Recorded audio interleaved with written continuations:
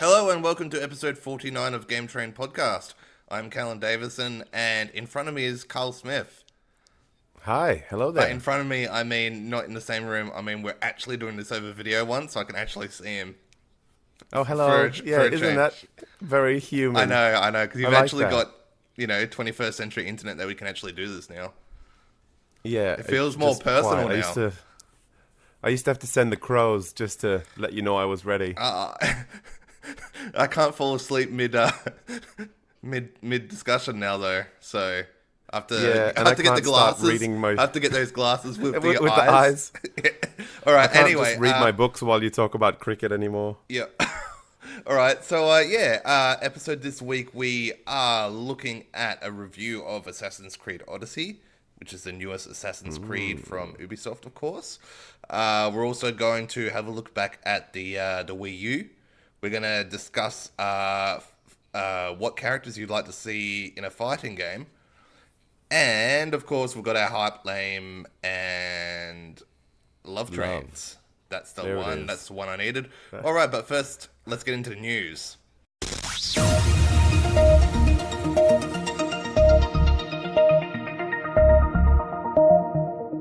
All right, Sony has announced that you'll be able to change your PSN name from early next year.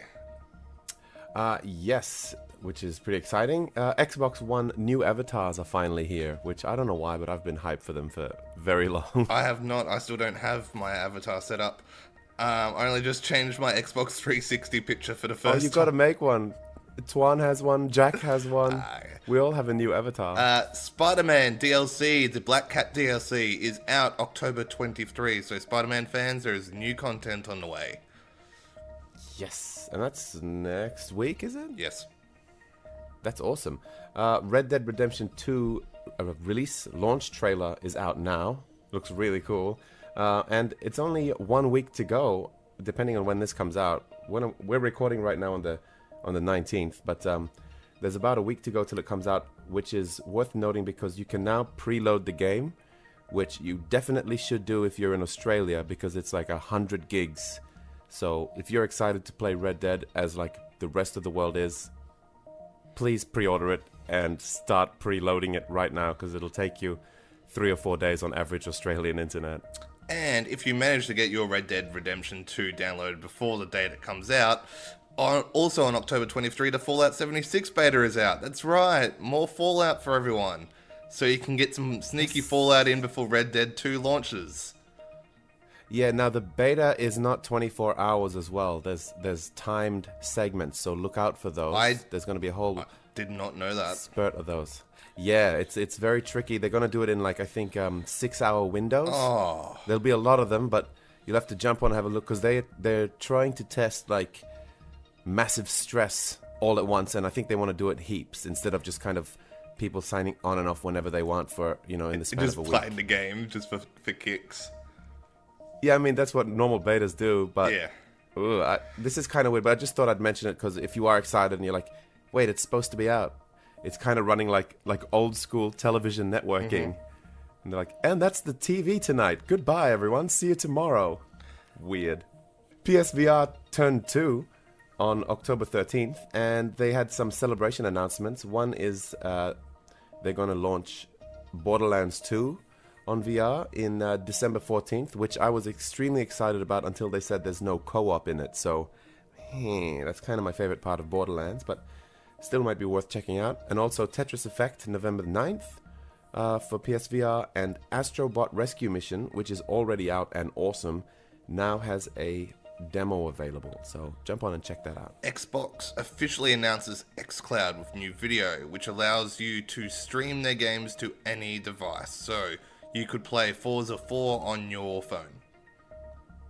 Yeah, they haven't said when it's coming. It's like just something they're working on. So I'm thinking like 2 or 3 years at least. But Starlink Battle for Atlas is out now. It's Ubisoft's new kind of Toys to Life game.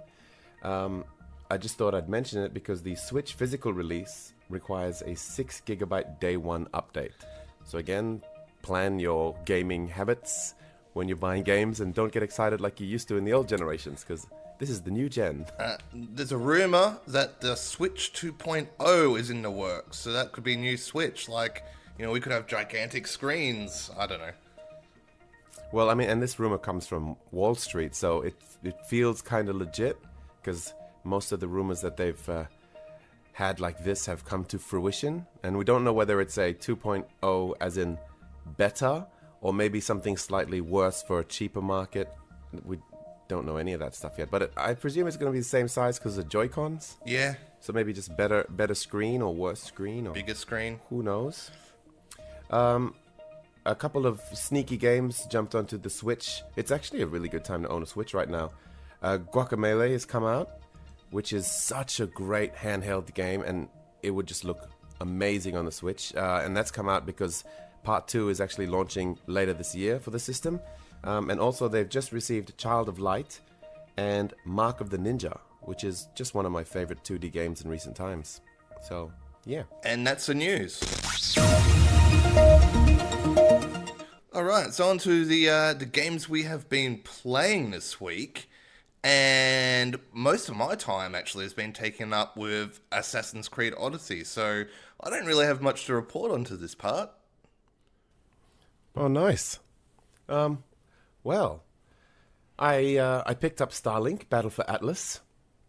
I've been really curious about that game because I was one of the early adapters of No Man's Sky and one of the strange dudes that liked it while the world shat on it.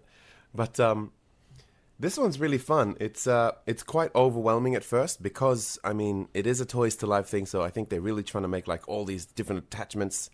It's like a cross between, for me it felt like the Toys to Life aspect was a cross between Skylanders but also like Beyblades, if you remember them. You don't just buy like a thing, but there's all like these different parts.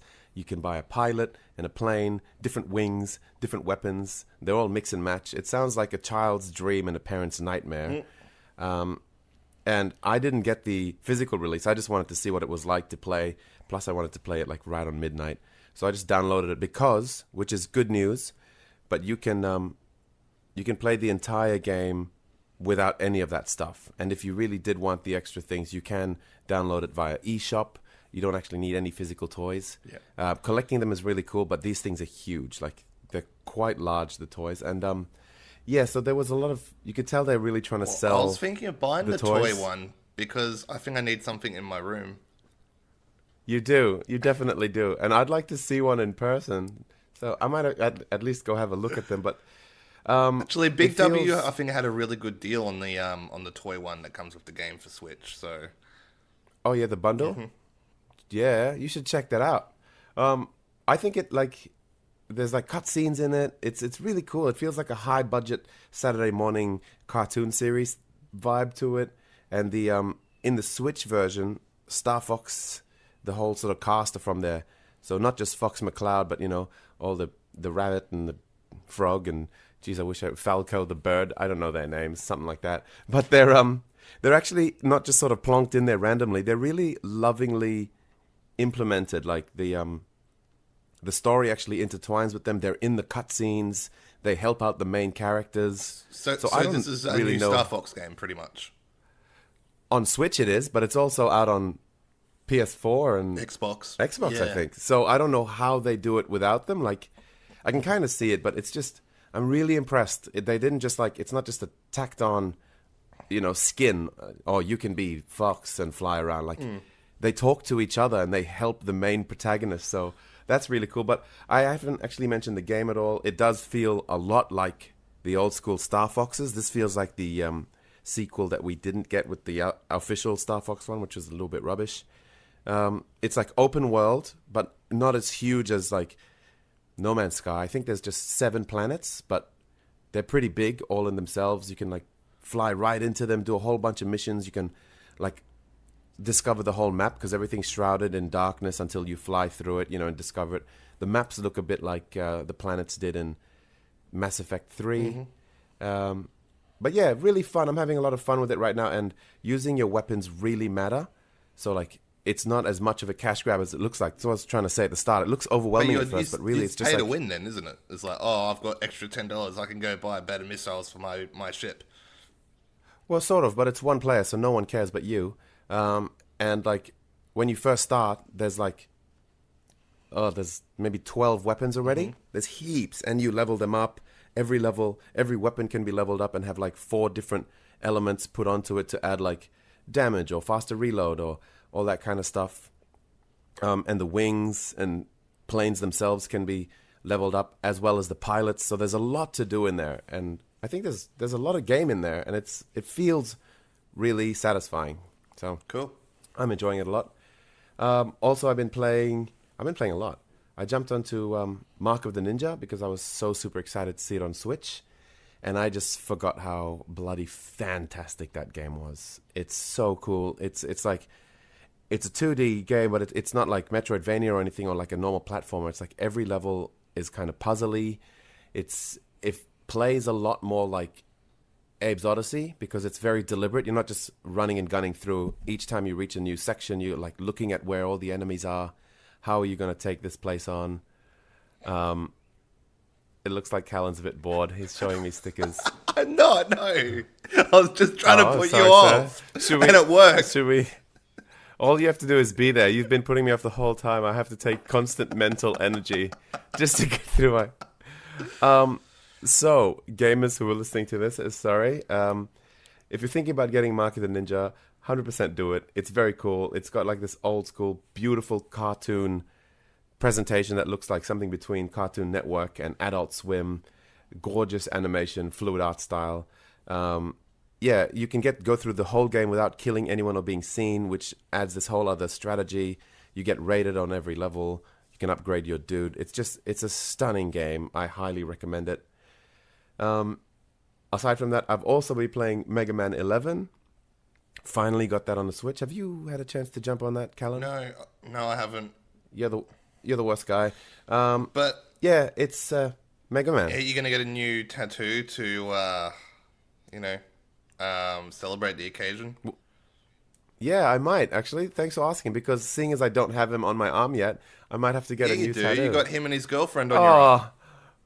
Oh, didn't deliver it quite so well, did we, Callan? What? You're right, mate. Yeah, well, Mega Man 11, I think I spoke a bit about it last episode. It's very fluid, beautiful, looks great, plays a bit different to the other Mega Mans. Mega Men, how do you say the plural of Mega Man games? Mega Man games. There it is, nailed it. Yeah, I'm still sort of getting my head around the double gear system. I haven't really put in that many hours in it, but I did fight a boss. I fought Blockman. Finally beat him. His powers are really fun. I want to do a lot more, but there's a lot to do in other games. So, yeah, and Callan, we had a little adventure last night with two games that we promised we would try. Yeah, look, we said last episode in our FIFA and Forza reviews that we'd jump back on and try some of the other multiplayer stuff because we had a really bad experience with FIFA 19 with our first game we played online, and we felt it was mostly because of my internet. To your friggin' 1920s internet that you had running back there. Now you got 2018 internet, so that's good. That's good. So well, I mean, yeah. we jumped on. We didn't really see any difference. Yeah, well, I mean, there was less lag, but there was still continuous lag. It was a different kind of thing. It was happening like every 5 seconds. It would just skip a beat for like half a second or something. Yes. Enough, and it was always in an important like pass or when the ball just landed after a big kick, and like we're all running for it, and then it just skips, and next minute we see the ball somewhere else, and like, who kicked that? Yeah, I guess one of us did. Yeah. All right. Yeah, it hurt my game because I had 16 shots to your 5, but I only managed to score once. Yes, as did I. So it was another draw, and it looks like out of FIFA, Karl is still winning the Game Train score tally, which I don't know how has happened. Mate. Callan's played 8 billion matches, and I've played the two that we've played. If there was no lag, you would have lost that game so bad. 16 shots on target? I'm just hearing excuses. I don't know, guys. You guys could comment if you want, and just let me know if you're hearing excuses as well, or if there's some legitimate stuff. Either that or your goalie was on drugs. All I know is that I've scored more goals than you, and the only games I've played are the two I've played against you. Anyway, moving on from that. So we felt there was no real difference, really. It's still a lot of lag. No, so very Yep. disappointing. It must be something to do with their servers. I don't know, because we both have good internet now. Like, Yep. not super awesome, but decent. I mean, Yeah. 50 megabytes a second. You know, like, it's good internet. So it's not us. Well, I don't know. I don't know what it is. And we were saying yesterday that if internet, if the lag is an issue when everyone's got decent internet, maybe they should put in like a 1080p mode or like a 720p mode just to have less to push through or something. I don't know how games work. We're just speculating, but maybe that would be easier to run. I wouldn't mind it looking a bit worse if the game was smoother. Like, it's so much more important to run smoothly than, I don't know. Maybe we should try it on Switch. Also, Forza Horizon 4, we jumped back on and we wanted to try some of the multiplayer battle modes, almost they are. They're like mini games. Yeah, we tried King. We felt the other week when we were on, there wasn't enough players because we were in sort of earlier before everyone else. So we went, all right, now that everyone's on, let's jump on so we can get a group going and play some of these games. So we jumped on. And it ended up just being us in the game again. Yeah, and they don't really give you much time to match up with other players. You get 25 seconds. No, you get a minute, no one isn't joins... it? I thought it was a minute. No, it's definitely 25. Yeah, it was definitely 25 seconds, but I don't think that's long enough. Because then they just throw you right in there, assuming we're okay to play with just the two of us. And it was like, especially we were playing King, in which when there's only two of you, you're just playing Tiggy or Tag. Yep. It's just like whoever's king for longest wins. And so when there's just two cars, it's like you touch someone and you're the king. And so, and it was like just really boring. But the potential was fun and no lag. Yes. Let's say that. No lag. Because, it is 4K, 60 frames a second, no lag. We also did Infected. And we got one player. Yeah, we had one guy jump in randomly with us. And he must have been just like, wow, this is amazing. I got two people in the group with me. Yeah, and it was immediately more fun. Yeah. Still not very fun with just three, but you could tell, like, just adding one, it was like, oh, this is really cool. But just picturing it with 12 people would be so much fun. I don't know why no one's playing it. I can't figure out, because I know there's like a bajillion people playing Forza right now. It's like the best racing game out. So, yeah.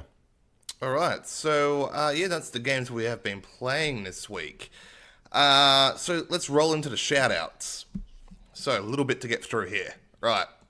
So, Go Game Out Market is back on in Melbourne this weekend. So, I went to one a little while ago, and it pretty much, it's a place where people come along and sell old retro games and things like that. I've been invited along as a guest again. So there'll also be free play games there as well with some indie devs. They'll have board games as well this time, which is pretty cool. They've moved into a bigger venue.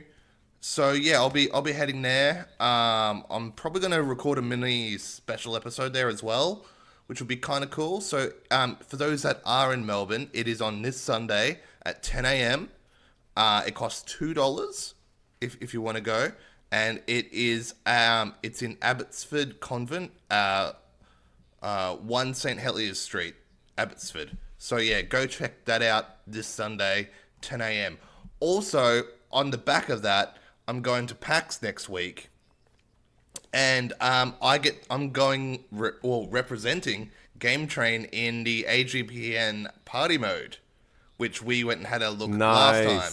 So that is... Yeah, that looked so fun. It's like a little mini video game tournament with a bunch of podcasters. We all sort of get in groups and we go from there. It's in the EB Live Theatre, Saturday night at 8 p.m. So if you're at PAX Australia this year, come hang out, and yeah, hopefully our team wins and we take home whatever the trophy is.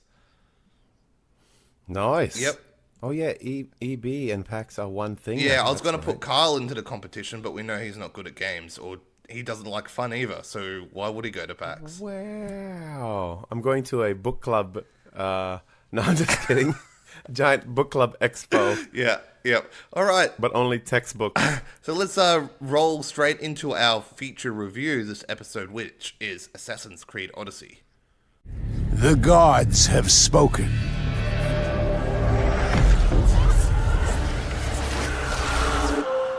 So Assassin's Creed Odyssey is 2018's entry into the Assassin's Creed series, since we get one of these almost every year, but 2016, pretty much. Correct? As always, this is developed and published by Ubisoft. Yes. Right, so this time, ancient Greece was the setting. Ancient Greece. Yeah, so the prequel to Origins. Yeah, yep, the oldest Assassin's Creed in the series now, like the furthest back in time that you go. Even more original than Origins. That name, they... Anyway. Yep. Yeah, so, wow. Okay, so for the first time in the series, it's letting you choose as your character whether to be a male or female. Yeah, well, the first time, strictly to choose to stay as a male or female. Yeah. That's what Syndicate sort of... Yeah. You could kind of choose and spend most of it as one, but yeah. Yeah, I think you still had to switch at times, but this, you choose your character, boom, you're in. So, I went with Cassandra, the female. Yes. Because As should everyone. I tried Alexios on my, when I first got the game.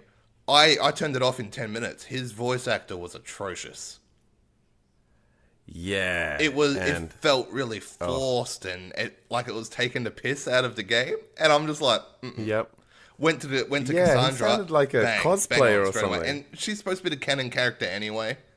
Like, if you buy the Assassin's Creed novels, she's the character that is represented in Odyssey's novel. Yeah, look, the story, you pretty much, got thrown off a mountain when you were a child. Yes, by your dad. By your dad, and you grew up an orphan on an island, and then one thing leads to another, and it sends you on this big sort of journey out to the world to sort of, track down your parents, etc. Yeah, and like it's kind of misleading. Like a lot of people, including myself, kind of assumed you were a Spartan, but you start off in the Spartan family, but you kind of have no allegiance at the start of the game. Yeah, that's right. Yeah, it's so you sort of go out into the world, and then one thing leads to another. Yeah, it's and the world is massive and beautiful. It's a lot more like Black Flag. Than Origins was. Well, obviously, it's set in Greece, and it's set around the mainland and also the Greek islands as well. So you'll go to places like Mykonos, Paros, Naxos, all these sort of Greek islands that people go to party on these days. But Yes. back then these were just little towns, etc. on these islands. And it's really cool, actually. Like, the map is ginormous. Like, it's about 2 times as big as Origins map. Like, it is huge. Yeah, and that one was massive. Yeah, and it feels like each island has their own little story and things going on there, which is really cool. I kind of like that. And then part of the bigger picture. Also, another thing in the game which happens about 10 hours in, and I'm going to go into this a bit because I think it's a major system in the game, is a cult appears in the game, and you have to pretty much hunt down all these cult members. There's something like 44 members of this cult, and it spreads it out on this page of all these sort of imagine connecting. Someone's drawn up a map with all these like lines, and they're connecting everyone to each other, sort of thing. And you got to get clues to unmask these cultists and then hunt down and assassinate them. And you're working your way up the ranks. To like the main big boss yeah, guy. Which is really cool that you don't even know that's there for 10 hours. Yeah, exactly. Like, it's huge. Like, I know it's a minor spoiler, but I felt like it's a great system to talk about because it brung back... At first, it feels like, this is an Assassin's Creed game, but it's not an Assassin's Creed game. But then suddenly when you get 44 targets to assassinate across the world... it opens up a lot, and you don't have to do them if you don't want to. You can skip that part of the game if you kind of feel like it. But it's so much fun. Like when you get a new clue or you discover someone's a cultist, and then you go hunt them down. And they give you legendary gear each time. Yeah, it's a great gearing, path. But they've gone very RPG with this one. We're talking about the gear, like in Origins, they've added different types of gear and upgradable gear, and every enemy drops gear. Gear just rains from the sky. Take a shot every time Callan says gear. Gear. Richard Gere. Oh, wow. Well, what he didn't even mention is the cultist list comes as such a shock, because before there's already so many systems like the mercenaries, which kind of feels like a tease version of that, where it kind of feels like let's say the Nemesis system. The Nemesis system, yeah. In that Lord of the Rings, Shadow of Mordor. What was the other game? Well, those games, not quite as fleshed out as that, which I was wondering, like, oh, I wish this could have been more fleshed out while we were playing it. But then the cultist list appeared, and I was like, oh no, I'm good with the way it is then. Yeah. There's quite enough going on here. But that's really cool, where, like, it's kind of a cross between that and GTA Star police system. Yeah, you get bounty put on you, and then mercenaries and the stars build come up, and hunt you down, and they get stronger. Kill you. Yeah. And then so they're kind of like there's cops. a big mercenary menu that every time you kill one, you sort of move up the order. Down, And you're in there because you're a mercenary and as well. eventually you climbing are up. like the top tier mercenary of the whole lot. But it takes a long time. I'm pretty excited to get there. Yeah. It's like, it's this whole other, they've got all these systems going that you can work towards or completely ignore, which is really brave and like quite a modern RPG take, actually. Like, they've gone full on. This is so much more of an RPG than Origins was, and that was already heading there. So I'm really excited what this means for the series, which we should talk about too. They've gone down the dialogue options path, a lot like The Witcher, where you make choices in quests, and then those have outcomes, and you don't know if it's going to be a good or a bad outcome until down the track. Like, no, huh? Don't do What? it. Oh, I thought you were going to do some Kefalonia spoilers. Oh, it's an hour into the game, mate. Yeah, but it's so great. Okay, all right. Well, That's a really good. I saw where you were going. There's different outcomes. Like, you might make a choice, and then someone might die, or someone might live, and that might have implications down the track. People might bring up choices that you made down the track. They go, "Oh, well, why did you go and do that for?" And then it has, little branching, I guess, implications from the choices that you make, and the way you go about things as well. So. Yeah, I thought that was kind of cool, and it feels more they're going down the Witcher sort of path, and I think it's a good idea for them to go down this path because, it's I guess it's more of a mythical open world like ancient Greece. It just felt kind of fresh in its own way, rather than just being like a normal Assassin's Creed game, because I know it just felt like something that we'd been sort of missing in the video game market for a little while. Was another big open world RPG set in sort of mythical places. Yeah, that's very true. Seeing as we have to wait, I don't know how long for Elder Scrolls 6. Yeah, and so on. Yeah, exactly. But or a Witcher 4. Yeah, which may not happen. Well, I mean, we're getting Cyberpunk, but that's a whole other thing. I just think it's interesting that like Assassin's Creed games, I don't know, they're not games about assassins specifically, and they've changed genre. I've never really seen like a series do that. Like, it's still within the same thing, but it used to be an action stealth game, and now it's an open world RPG. Like, it's definitely not a stealth game. There's stealth elements in it, but the first like 5 or however many mainline Assassin's Creed games were you're an assassin, and it's about like blending in with the crowd and sitting on a bench and sussing out information and tracking sneaking people in and out. And then when and when you got seen, it was kind of like, oh, maybe I'll get away with this, but I should really just start this whole thing again. Whereas this, you like knock down the door with your feet and blaze your sword on fire and announce to everyone like, hey, check me out. But it has changed since the old Assassin's Creeds, and I think the change is for the better. I think it's since what they did with Origins, it feels like the series has been rebooted. Now after this one, they are having another year off, so maybe they'll just keep leading right over into that RPG side of things, I hope they do, yeah. And I do think I like it better, but I understand if fans don't, because it's not so much of like, is it a better game?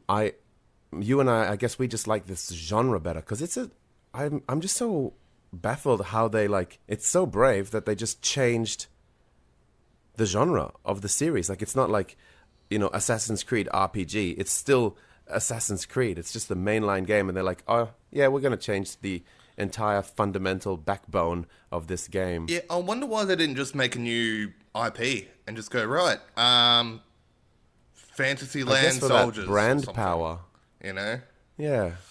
I guess, just the brand power and using the name to push it. But now I guess Assassin's Creed used to mean like, okay, where am I going to assassinate and hunt people down in what part of history? But now it just means like, okay, what part of history and where in the world is this giant RPG set? It's just an open world RPG. How have you felt the combat system to be this time? Because that's changed obviously since old ones. It's just a branching on forward of Origins, which is that almost Dark Soulsy style one with a light attack, heavy attack, lots of dodging, parrying, etc. Well, I do really, really miss the shield. I really enjoyed that being a big part of Origins. I love the shields. What? Everyone's got a shield but you, and it's just like I guess it doesn't suit the Bronze Age of ancient Greece to have a shield. I guess it just doesn't fit. Yeah, so they I guess to it doesn't take fit. out. That you're a Spartan warrior and you're fighting other Spartans and Athenians, but you don't have a shield. And I guess 90% of people having a shield makes it feel like it's a game that just shields just don't suit it. Possibly, I suppose. Yeah, that was a baffling choice for me. I was just like, I really felt it needed shields. Yeah, I mean, there's other things and you can dodge, and I guess it's really encouraging that attacking, aggressive playstyle. But I liked having the choice. That's one thing in this that I feel they went backwards in from Origins. Yeah. Well, having said that, we've been gushing over this game a lot, but there are a few little things. I think the story is not quite as captivating and well put together as Origins. And I think having the choice between being a male and female at the start hurts that a bit. Okay. Because there's no individuality in the actual story. No one makes mention that you're a woman, which, I think is a pretty big deal in ancient Greece, and you're just mowing down armies, and, no one's saying I know they're doing it for, reasons to have equal sort of vibes, and whichever one you go with, you can create the same story and everything's available. But in ancient Greece, I think a woman taking down a whole battalion deserves some mention, or actually, being a legend. Back in ancient Greece times when the Spartans were around, Spartan women were always acknowledged as being really strong because they gave... Yeah, because they had to make the Spartans. Yeah, because they gave birth to the men, pretty much. Yeah, but I still wish Athenians would mention something. Yeah, true. Or just people who don't really know go wow, you're amazing. Except they're just oh, there she is. Yeah, and another thing is, I felt a bit strange that you were speaking of the Spartans and the Athenians. A lot of the game takes, sort of looks at the war between Sparta and Athens that they had. Yes. You can walk into a fort, kill every Spartan, and then run next door and kill every Athenian, and it doesn't matter. You can do these conquest battles where there's these huge war battles when there's hundreds of people in the field. You're running around old school, style of fights and all that, which is just chaotic. And you can choose which side you want to take, and then that region then turns into whoever side wins, right? So each region you can make Spartan or Athenian. It has no relevance into the rest of the game. It's I can be on Sparta's side, destroy an Athenian army, and then go to walk into a Spartan stronghold and everyone will attack me. And I'm like, what? I just helped you guys out. I just single-handedly won that island for you. I feel like there should have been more consequences for the side that you take throughout the game, and that, or if you're wearing certain armor, you can walk into an Athenian camp and not be attacked, and vice versa. Because I can be dressed up as a Spartan, and all the Spartans will attack me. It's how do you even know? Yeah. It's and I just wish the like going with certain sides had a bit more impact. Like, even like 1,000 years ago, back when Skyrim was released, they were doing it right then. You know, when you had to pick between the Stormcloaks and the the other thing that you should never pick. But yeah, like it just completely changed the story, and people respected you differently, and certain things opened up, and which was really cool. So I mean, they're doing a lot right, but that is a big I just misstep. felt it was a bit strange. There should have been more because at first I was like, oh, should I do these conquest battles or not? I don't want to annoy the wrong side for whatever reason.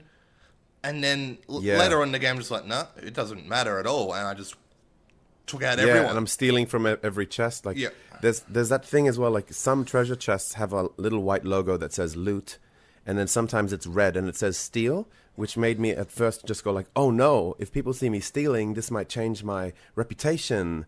But it does pretty much nothing. Yeah. And I think all it does is add to your your bounty. Yeah, your wanted level. And build your bounty up. Another big part of the game is the boats. Hold on, before you jump into the boat thing, I just did want to finish my point. Oh. Stay present with me here for a second. But that story thing, I was nearly finished it. What I meant was, in Origins, I felt like the story was really beautifully contained, and it's a story about losing your son as a couple, and then it was about like Bayek's relationship with his wife, and then they have to try and see what still happens in the face of war and losing their son, and then they it gets overwhelming and they separate, and then you don't see each other for like weeks and months, and his wife goes out onto the sea, and when they see each other, it's like this passionate, beautiful thing, but they're so sad that they can't really get past the death of their son, and you're really rooting for where the story's going to go and how it's going to build, and then like all that kind of thing. Whereas in this one, the story feels a lot more sparse and open, like, oh, you'll do a thing in this island that'll matter for about an hour, and then you'll move on to another one. And nothing feels as connected, and I think it might have to do with the last game not being quite as vast and big, so they could contain everything, and I think made it in that aspect a better game. Like, it's just the vision's too big. I think I prefer Odyssey over Origins because I feel like it's taken steps forward for the series as a whole. Oh, in that aspect, as I was saying, for the story. I felt the story was more disjointed, especially you pretty much get certain story tasks, and you can actually ignore some of it if you want and just go for the main bit, the main Odyssey. And if you don't do everything in these story quests that pop down in your quest menu, these are key ones that are on the right hand side, not just your side quests, but these are key things. You can finish the game without doing everything on the right hand side. Right? Yeah. And, so and you're if with you me do then. that, you miss out on so much, and some of it's really important. Yeah.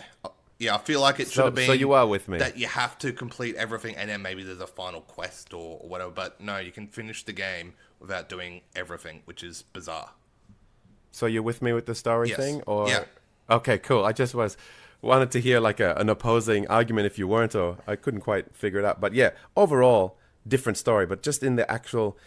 Because I really did enjoy that story aspect in Origins, and I was kind of looking forward to where they'd go with this, and it felt like, I guess they're concentrating more on actual gameplay and mechanics this time than story. Yeah. That was just something I wanted to share. Well, let's have a quick talk about the boats, because boats are back, like in Black Yes. Flag. Boats are great. Love the boats. I'm so happy they've brought boats back into it. Boats are great. I have this funny relationship with boats that I'm like, oh, I hate the naval battle. And as soon as I'm doing it, I'm like, I love this. This is so awesome. Yep. So Yeah. I think I don't like it until I'm doing it. And I always try and avoid it because I'm having so much fun on land. Yeah. I'm like, nah, I don't want to do any ship stuff. And as soon as I get on the ship, I'm like, oh, this is me for the next 3 hours. I'm so in love. Yeah, just cruising around the islands in your boat is just fun. Like, I felt that just one of my favorite parts of the games, like just going out and exploring. It's like, oh, there's an island over there. Let's go have a look. And you go off there and you do stories and you go, all right, let's get back on the boat and go to the next island and see what we find out there. And sending your eagle up to scout while your boat heads towards the island, and it picks up like all the points that you can climb up and a bunch of question marks. Bring it back in, and then right on, perfect timing as your boat I feel like pulls in. the game just looks absolutely beautiful. Like the Greek islands was a great idea for a setting as well. Like it is colorful. There is so many different biomes as well. There's like grasslands, there's forests, there's farming fields, etc. There's big cities like Athens. Well, there's gorgeous beaches. There's beaches. There's volcanic areas. There's like wasteland areas. There's like a mini desert area. There's a little bit of a snow area as well. They squeeze so many biomes into this one game, and it's just there's always something fresh to look at. And just Athens itself, and also other places you go to later in the game, are just gorgeously made. Like I just love the presentation of it. It looked fantastic.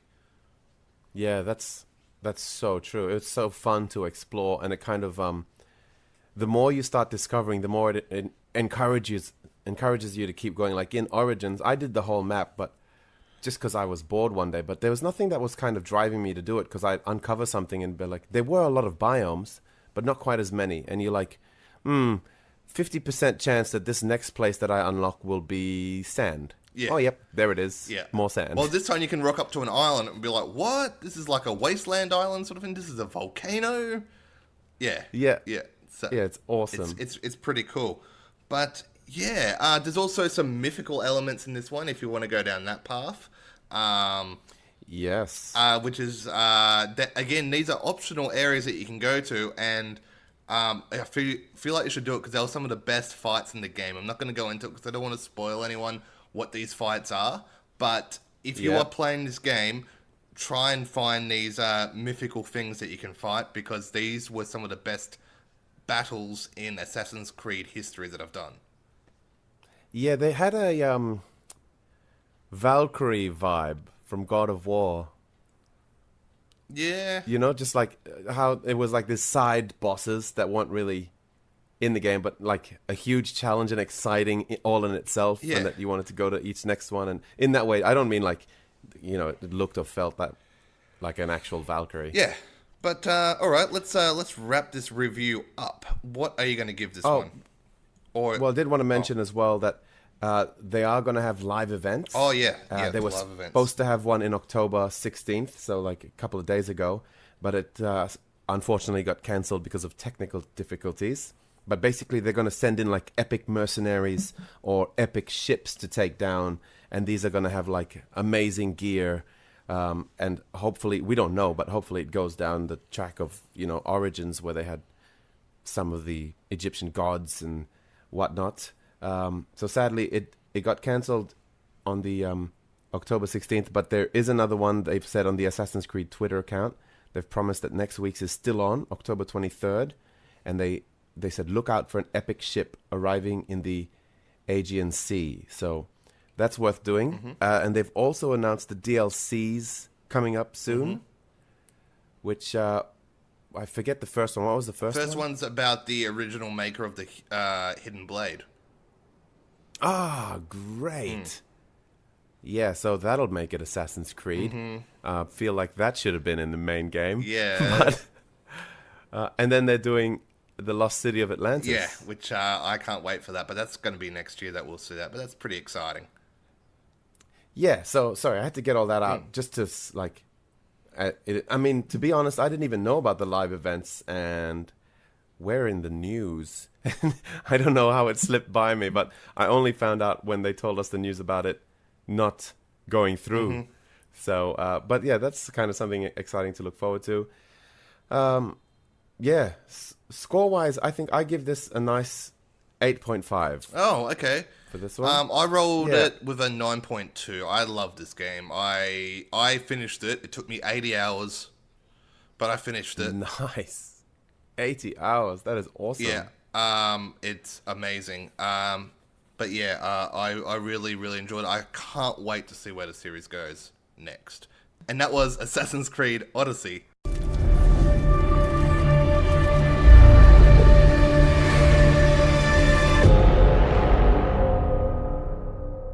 Alright, so let's move into Games of Our Lives. Like sands through the hourglass, so are the Games of our lives. All right, guys. So this week it is the Wii U in Games of Our Lives. So Games of Our Lives is where we have a look back at consoles that we owned over the years and our favorite game off those consoles. I didn't own a Wii U though, so I'm going to sit here and take a back seat while Carl talks Wii U to you all. Wow. Well, Wii U was a funny system. That was the one that a lot of non-gamers like mums and, parents in general or people buying presents didn't even realize was a new console because that name was probably the worst decision in game console history. Mm-hmm. It was like the next console and they just called it Wii again with a U, like the letter U. It was just awful. And after the epic success of the Wii U kind of like seemed to die in the arse. I think it had a lot to do with the marketing and the name because there were some fantastic games on this thing. And like so many people missed them, which is why they're re-releasing them all on Switch and they're getting like this beautiful resurgence and people going like, oh wow, this game's so awesome. And it's not because people liked it so much they're buying it twice. It's usually because people just didn't play it. And having said that, it brings me to one of the examples, which is my favorite Wii U game was, by far, Mario Kart 8. Oh, wow. I loved that game so much, and I spent so many hours on it on Wii U. And when it did come back out on Switch, I was one of the few that had already just, like, unlocked absolutely everything. And I was just, like, totally in love. But I'm like, well, I'll buy it again because now I can play it with my friends. And, I mean, I don't even know. This thing was pretty awesome. They even smashed, like, Breath of the Wild on it. In the end there. And it wasn't that different, which is really cool. So it was like it packed a little punch and, it had the DNA of the Switch there ready to go. Yeah. So, that was nice and quick. My favorite game on the Wii U was Mario Kart 8. Special mention to Wind Waker HD, which was a re-release though, but, Sure. All right. That was it. Onto our question time this week, and you reached out to the passengers this week on our Facebook page, which you can find us at facebook.com/GameTrainPodcast, or you can get us on Instagram at GameTrainPodcast, or you can find us on Twitter at GameTrainTalk, or you can email us at GameTrainPodcast@hotmail.com. Yes. But, Hell yeah. So you asked them, the passengers, our fantastic passengers that jump on the train every time we launch from the station. Yes. You said, with Soul Calibur 6 coming out, which is now out, by the way, those Soul Calibur fans out there, and it has the Geralt from The Witcher in it.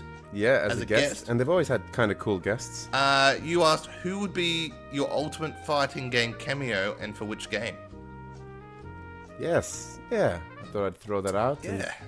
And, I mean, they've gotten really cool over the years for different games like Mortal Kombat, Injustice, and Soul Calibur. We've seen like Super Freddy and Smash Jason. Brothers, Snake and Cloud. Yeah, and it's just like weird, like Spawn, the Ninja Turtles. Yep. Like Darth Vader and Yoda. Link has been in Soul Has Calibur. the Terminator been in it? I don't think Well, so. I'm going to go to Terminator. Arnie's T-800 from the old Terminator movies.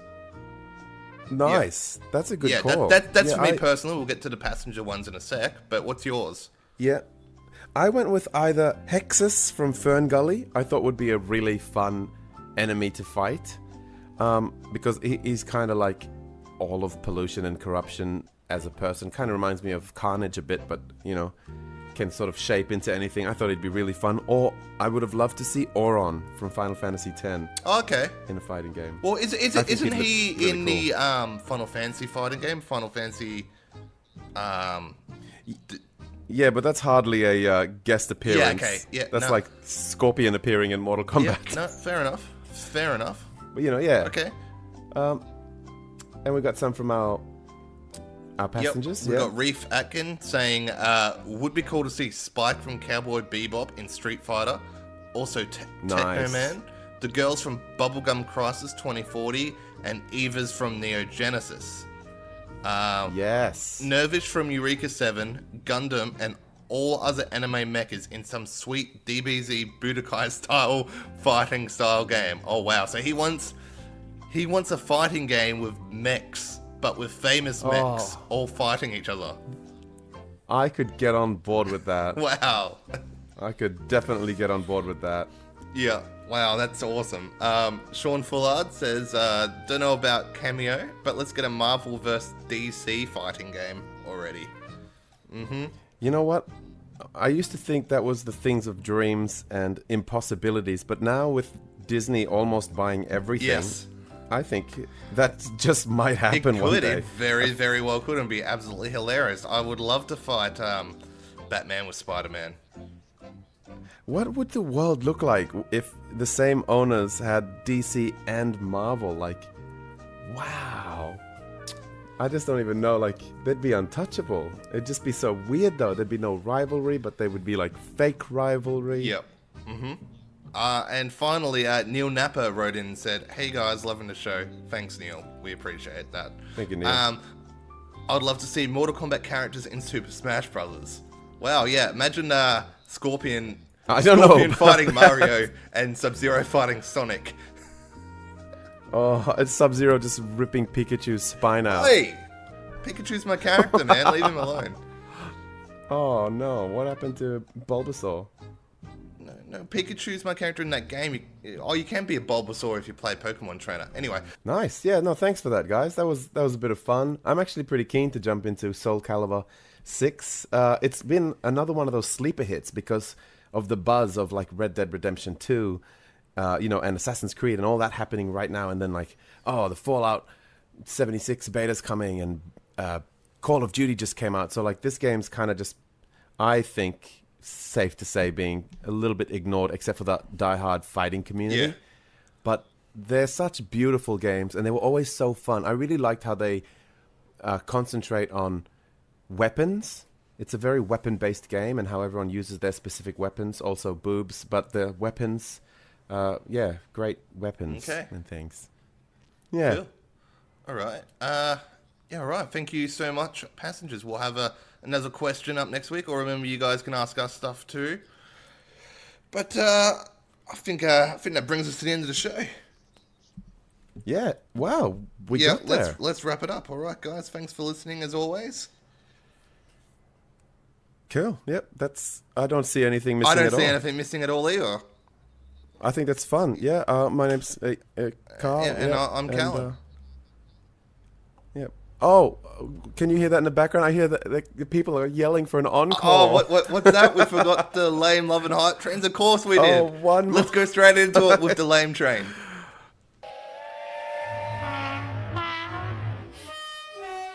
I'll go this one. My lame train is lag in 2018 when everyone has good internet and it's only 2 players. Yep. It's not even like a game of Halo where there's like 12 different connections all at once, and servers going crazy. Yep. It's 2 people with good internet in 2018, 1 versus 1, nothing else going on, no different outsourced anything, and still lag. Yep. So, yeah. All right. Here's mine. You ready? Let's set the scene here. Okay. All right. Australia. Right? Expos. Right? We don't have that many expos out here, unlike America. Right? Okay. Yeah, but they are yearly. Okay, keep Hold going. on. The next word, gaming. Right? Yeah. Then we put in largest. Yes. Australia's largest gaming expo ever. PAX EB Expo 2018 merged into one gigantic, huge expo. Biggest one in Australia. Huge. Right? Is it? Wait. Is it as big as? Wait. Okay. And I'm like, wow, this is going to be amazing. Let's go. Let's get game train. It's going to be great. Hey, Carl, let's go. No, I'm not going to go. Carl, you on my lame train. Oh, wow. Yeah. Oh, no. Australia's biggest gaming expo ever. Carl, I'm not going to go. Cool. That's great, Carl. I like fun too. Oh, well, Yeah. that Mate. hurts. I mean, I'm really sad about that. It's gonna really hit me hard while I'm staying up all night playing Red Dead Redemption, and my memories of E3, the biggest gaming expo on the planet, and PAX last and next year. But I am gonna be very sad. I'll be thinking of you. I'll be on those thinking of train you when I'm missions. having free beer at the Bethesda party with Pete Hines. Wow, I hope Pete Hines hears this and just forfeits your beer and says Game Train has to pay. I might write to him via Game Train and just say like, "Oh, we're beer intolerant. If you could just have some lemon, lime, and bitters for us when we turn up, that'd be real nice." No, it's gonna suck not having you there this year because it does suck not being there. The whole expo is looking pretty cool this year. But it is, and I was at the excited same about time, how big it's going to be. I'm interested to see the effect what EB Expo joining with them is going to have on the place. I will be recording a episode on the show floor though, with a special guest, and also for those that do see me at PAX, come up and say hello because you'll be able to enter into the Game Train little sweepstakes that we're going to have going. So, but it's only for those that see me at PAX and come up and get the item that you need for it. Sorry to listeners that won't be going to PAX, but yeah, we're doing a competition, but it's going to be a little different this time. You'll have to wait and see what that's all about. Anyway, let's keep moving on with this, and let's get to our love train.